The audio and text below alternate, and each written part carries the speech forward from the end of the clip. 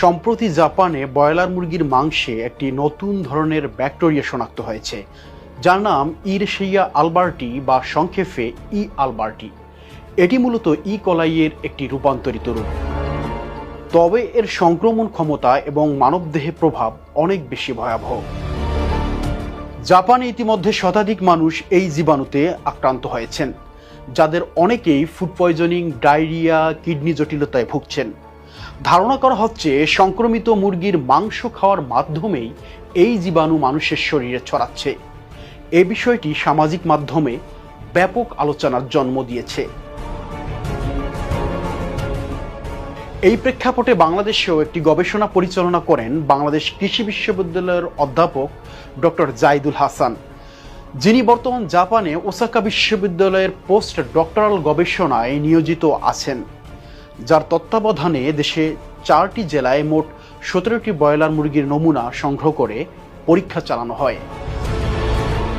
অবাক করার মতো বিষয় হলো, সবগুলো নমুনাতেই ই আলবার্টি ব্যাকটেরিয়ার উপস্থিতি পাওয়া গেছে। এমনকি ময়মনসিংহ অঞ্চলের কিছু দোকান থেকে সংগৃহীত মুরগির মাংসেও একই জীবাণু শনাক্ত হয়েছে। গবেষণায় বলা হয়েছে, দোকানগুলোতে মুরগির প্রসেসিংয়ের সময় স্বাস্থ্যবিধি যথাযথভাবে না মানার ফলে এই জীবাণু মাংসে প্রবেশ করেছে। শুধু মাংস নয়, মুরগির বিষ্ঠা, কাটার ছুরি, দোকান কর্মীদের হাত ও ব্যবহৃত সরঞ্জামেও এই জীবাণুর উপস্থিতি পাওয়া গেছে। এটি একটি জেনেটিক ব্যাকটেরিয়া, অর্থাৎ এটি প্রাণী থেকে মানুষের শরীরে সংক্রমিত হতে পারে। শুধু পেটের অসুখ নয়, এই জীবাণু মানবদেহে অ্যান্টিবায়োটিক প্রতিরোধ ক্ষমতা বাড়িয়ে তোলে, ফলে অনেক সময় প্রচলিত ঔষধ কার্যকর হয় না। গবেষণা অনুযায়ী সংক্রমণের ক্ষেত্রে অন্তত একটি অ্যান্টিবায়োটিক কাজ না করার সম্ভাবনা প্রায় 94%, যা ভবিষ্যতে মারাত্মক স্বাস্থ্য ঝুঁকির কারণ হতে পারে। তবে বিশেষজ্ঞরা আতঙ্কিত না হয়ে সচেতন থাকার পরামর্শ দিয়েছেন।